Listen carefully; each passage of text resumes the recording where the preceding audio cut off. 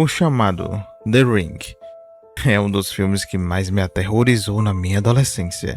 Mas por trás desse filme de terror fictício, existe uma história real tão perturbadora que foi por conta dela que se inspiraram para criar a história da Sadako, da Samara. O Japão de 1910 tentava vender para o mundo a imagem de uma nação guiada pela ciência pura. Mas nos corredores da universidade mais prestigiada do país, um professor de psicologia escondeu um experimento obscuro. Ele não estava apenas testando a mente humana, ele estava documentando anomalias que a ciência se recusava a aceitar. E quando essa farsa acadêmica desmonorou, não foi a carreira dele que acabou, foi a vida de uma jovem, usada como cobaia. E aí, Legião Oculta, tranquilo? Aqui é o Jonathan Scriven. Hoje vamos dissecar esse caso perturbador que confunde a linha entre a sanidade e a histeria. E aqui, fique com a verdadeira história do chamado.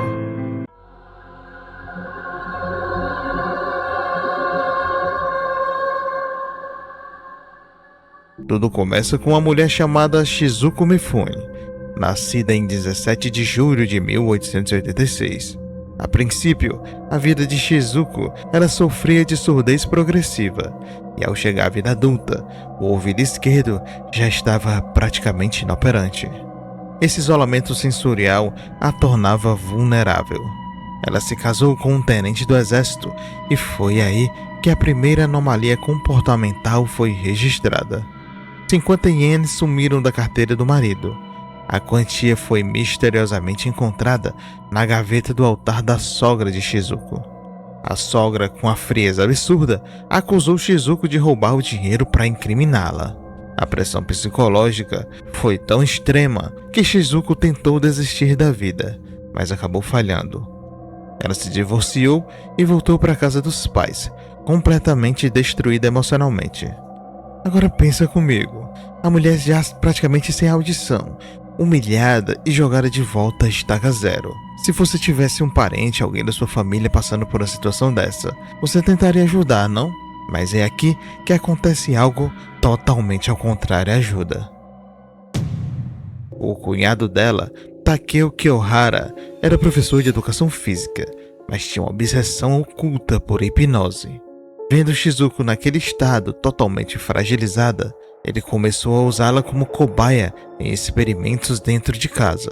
Ele a colocava em transe e afirmava que ela tinha poderes, forçando uma nova realidade na mente dela. Foi ali que criou-se um vínculo traumático perfeito.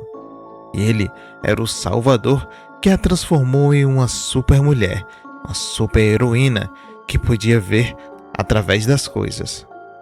Sendo ali, ele começou a fazer testes com ela, dizendo encontrar objetos dentro do mar, dentro de fábricas de carvão, objetos valiosos como anéis de ouro e outras coisas, tudo dizendo que seria o poder dela agindo ali, fazendo com que as pessoas acreditassem. Mas Fukuhai armou um experimento acadêmico para aquilo sair da área do misticismo e ir para o lado da ciência. Em 10 de abril de 1910, ele realizou testes de adivinhação usando cartões. Ele manipulou o espaço e também a vítima. Foi aí que todos perceberam a farsa. A encenação inteira estava prestes a colapsar. Shizuko adivinhou os caracteres japoneses que estavam no canto, mas a perícia acabou descobrindo que tudo ali não passava de um truque. E foi quando tudo caiu por água abaixo. A mídia expôs o caso, massacrando Shizuko em praça pública, e ela virou um símbolo de chacota. E o pior de tudo é que a conta de tudo ali foi diretamente para a pobre da Shizuko, que estava sendo simplesmente manipulada. Todos tacavam a culpa nela, praticamente esquecendo o verdadeiro culpado ali. O Fukuhai fez toda a engenharia da mentira, e quando a bomba estourou, ele simplesmente lavou as mãos e deixou tudo cair sobre ela. E sem estrutura psicológica, em janeiro de 1911, aos 24 anos, Shizuko comprou o veneno e o desfecho você já deve imaginar. Mas vocês acham que a loucura de Dr. Fukuhai parou? Não parou. Apenas um mês depois do ocorrido com Shizuko, ele continuou testando outras mulheres. E uma delas se chamava Takahashi Sadako.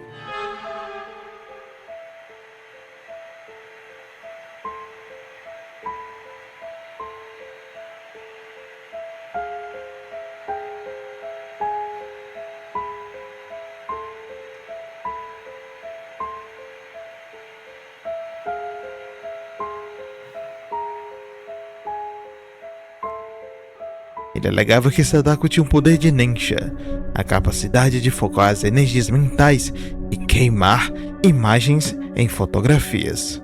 Uma fotografia do pensamento. Foi daí que começou a florescer as ideias da Samara Morgan e da Sadako no filme The Ring. Onde no filme do próprio chamado você vê que as fotos da vítima da Samara ficam com os rostos todos distorcidos, como se fosse a habilidade dessa Nensha. E a questão da fita VHS também. E para piorar toda essa histeria coletiva do Japão, a sociedade já estava doente. E décadas depois, na década de 1930, um vulcão chamado Monte Mihara virou o epicentro de uma catástrofe, onde algo bizarro aconteceu, onde dezenas de pessoas se jogaram no centro do vulcão, ali desistindo de tudo. No bizarro folclore local, a tragédia real de Shizuko se fundiu com a lenda de Yukiko, uma serva que se recusou a ser amante de um samurai. Ela foi perturbada ao extremo e simplesmente foi jogada no fundo de um poço e trancada ali.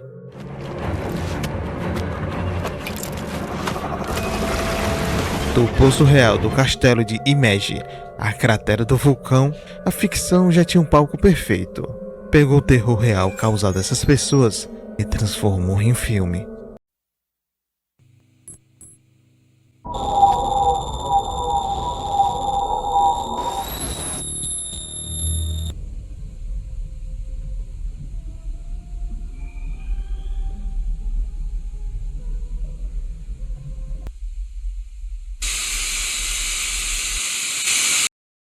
Onde talvez a história real seja muito mais perturbadora do que a ficção, onde pessoas inocentes eram usadas como cobaias e até mesmo como escravas, sendo levadas a desistir de tudo. Para você, qual a história mais perturbadora, a real ou a fictícia? Se gostou do vídeo, deixe seu like, se inscreva no canal e irá aparecer um card para você de mais um vídeo assustador aqui do canal. E te encontro no próximo vídeo. 7 dias.